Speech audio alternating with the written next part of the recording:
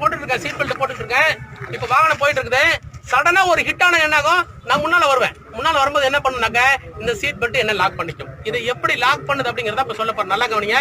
பாருங்க, இங்க நல்லா கவனிங்க. சீட் பெல்ட் பாருங்க, மெதுவா இழுக்கிற வருது. சரியா? நல்லா கவனிக்கணும். இன்னும் கொஞ்சம் வேகமா இழுக்கிற வருவேன். சடனா இழுத்தா வராது. சடனா இழுத்தா வராது. இங்க ஒரு மெக்கானிசம் இருக்குது. இந்த மெக்கானிசம் வந்து ஒரு நர்லிங் மாதிரி இருக்கும், ஒரு கியர் வீல் மாதிரி இருக்கும். அந்த கியர் வீல்ல போய் வேகமா இழுத்தா சிக்கிக்கும்.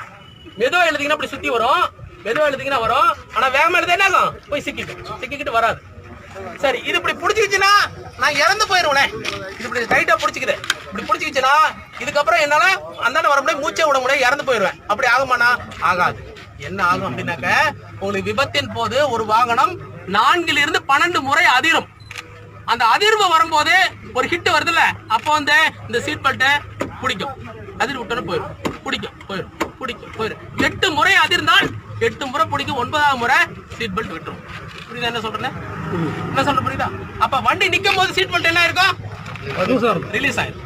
அப்ப நம்ம என்ன பண்ணலாம், பட்டனை ஓபன் பண்ணிட்டு வெளியே வந்துடலாம். இந்த சீட் பெல்ட் இருந்தால் மட்டுமே நம் வாகனம் 10 முறை உருண்டா கூட நமக்கு ஒண்ணுமே ஆகாது. 10 முறை ஒரு வாகனம் உருண்டுது அப்படின்னாக்க ரோல் ஓவர் ஆகுதுன்னா அவர் கிட்டத்தட்ட 40 முறை அடிபடுவார். எப்படின்னு தெரியுதா?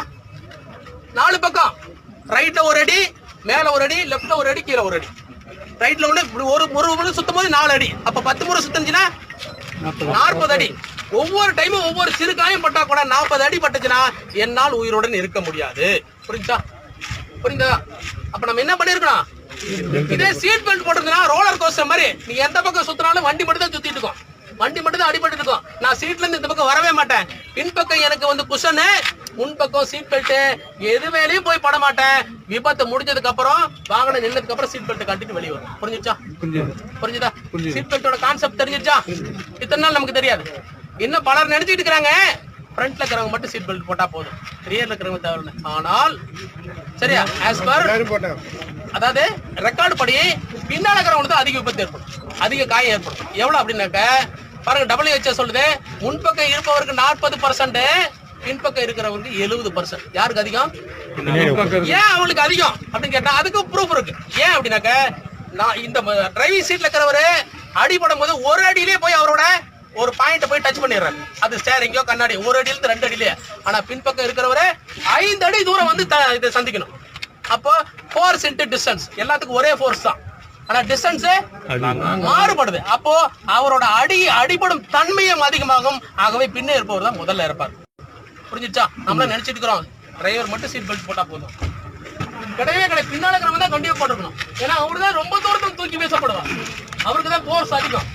அதனாலதான் நீங்க எந்த ஒரு மரத்துல போய் ஹிட் பண்ணி இருக்கிற ஆக்சிடென்ட்லாம் பாத்தீங்கன்னா பின்னால இருக்கிறவங்க இறந்துருப்பாங்க, முன்னால இருக்கிறவரு அடிபட்டு இருப்பார். புரிஞ்சிச்சா? என்ன புரிஞ்சிச்சா?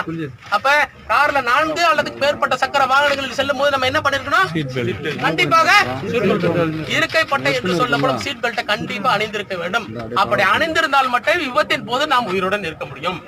சொல்லுவாங்க சீட் பெல்ட் போட்டிருந்தாதான் ஏர் பேக் வேலை செய்யும் சொல்லுவாங்க.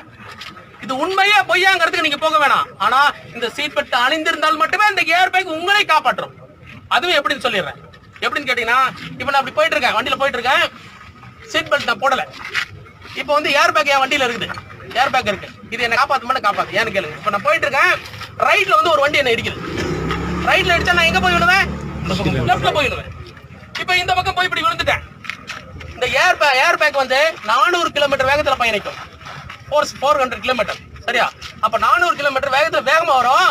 அது பிராக்ஷன் ஆஃப் செகண்ட்ல வரும். அது வந்து வெறும் 50 மில்லி செகண்ட்ல வந்துடும். 50ல இருந்து 100 மில்லி செகண்ட்ல வெளியே வந்துடும். சரியா? அதாவது ஒரு செகண்டே 1000 பிரிக்கிறது, அதெல்லாம் 100 செகண்ட்ல வெளியே வந்துடும், மில்லி செகண்ட்ல வெளியே வந்துடும். இப்ப நான் வலது பக்கம் போகும்போது இந்த ஏர் பேக் எங்க இருக்கும், ஏர் பலூன் எங்க வரும், இது ஏன் வெளியே போகுது? நான் தானே கார் வாங்கணும், என்ன நோக்கில வரணும், வராது. அதனோட டிசைன் அது மாதிரிதான். இது நேரா தான் வரும். நான் அப்பொழுது இங்க இருக்கிறேன், இது என்ன காப்பாத்துமா? காப்பாத்து. அப்ப இது காப்பாத்துனா என்ன பண்ணிருக்கணும், நான் சீட் பெல்ட் போட்டு ஒரே இடத்தில் இருந்தால் மட்டுமே முன்னால போறதை இது நடக்கும். முன்னால இருந்து ஏதாவது ஒரு ஃபாரின் மெட்டீரியல் என்னை இடிக்க வந்ததுன்னா இந்த ஏர் பலூன் என்னை காப்பாற்றும். இந்த ஏர் பலூன் வெறும் 2 செகண்ட் தான் பர்ச்சேஸ் ஆகும். அதுக்கப்புறம் திரும்பவும் காத்தெல்லாம் போயிடும். ஏன் அப்படின்னு கேட்டீங்கன்னா, அந்த ஏர் பலூன் அப்படியே இருந்துச்சுன்னா என்னால் மூச்சு விடாம இறந்துருவேன். அதுக்காக அந்த டிசைன் 2 செகண்ட் தான் இருக்கும். அந்த 2 செகண்ட்குள்ள ஆக்சிடென்ட் எல்லாமே முடிஞ்சு போயிடும். முடிஞ்சதுக்கு அப்புறம் இந்த ஏர் பலூன் போய் அமைங்கிறோம், நான் சீட் பெல்ட் கழட்டி கீழே இறங்கி. புரிஞ்சுச்சா? புரிந்ததா? சீட் பெல்ட் புரிஞ்சுதா? இந்த மாதிரி ஒரு சீட் பெல்ட்டோட விளக்கம் நெட்ல யார பாத்துறீங்களா? வேற யாரும் சொல்லி கேள்விப்பட்டிருக்கீங்களா? சினிமால எதுவும் பாத்துருக்கீங்களா? அதுக்கு தான் சொன்னேன், இந்த விஷயத்தை நீங்க கேட்டுட்டு போங்க, கண்டிப்பா இது உங்களுக்கு காப்பாற்றும். எனக்கு ஒரு விஷயம் செய்யணும், இந்த சீட் பெல்ட்டும் இந்த ஹெல்மெட்டும் இன்னைக்கு சொன்ன விஷயத்த தயவு செய்து எனக்காக ஒவ்வொருவரும் குறைந்தபட்சம் ஒரு 5 பேருக்கு போய் சொல்லுங்க. அது உங்க ஃபேமிலி மெம்பரா இருந்தாலும் சரி, நண்பர்களா இருந்தாலும் சரி, சொல்லி எல்லாத்தையும் மாத்துங்க. தயவு செய்து மாத்துங்க. தலைக்கவசம் எவ்வளவு அவசியம் சொல்லுங்க. அதே போல இந்த சீட் பெல்ட் எவ்வளவு அவசியம் சொல்லுங்க. இப்ப டவுட் இருக்கிற ஒருத்தர், மாமா நீ இந்த சீட் பெல்ட் வந்து இழுத்து போமா, நான் சொல்லுங்க சரியானு பாருங்க. நான் ஏதாவது சும்மா போய் சொல்லிட போறேன். இல்லைங்க, கொஞ்சம் வேகமா இல்லைங்க. இப்படிதான் லாக் ஆயிடுச்சு. இல்ல பிடிக்கும். இப்ப லாக் ஆயிடுச்சு. இதுக்கப்புறம் லைட் அப்படி விட்டா போயிடும், திரும்ப பிடிக்கும். எத்தனை அதிர் வருது அத்தனை முறை லாக் ஆகும். நம்மள சீட்டை விட்டு வெளியே வரக்கூடாது. புரியுதா? நாங்க வேற யாராவது ஒருத்தர் செக் பண்ணுங்க. பார்க்கணும், செக் பண்ணு. இழுத்து பாரு, எதுவும் இல்லை. திரும்ப விட்டா போயிடும். சரி, அப்படி வேற டவுட் இருக்குதா? வேற டவுட் புரிஞ்சிருச்சா? இப்ப சீட் கார்ல போகும்போது சீட் பெல்ட் போட்டுக்கலாமா? சரியா?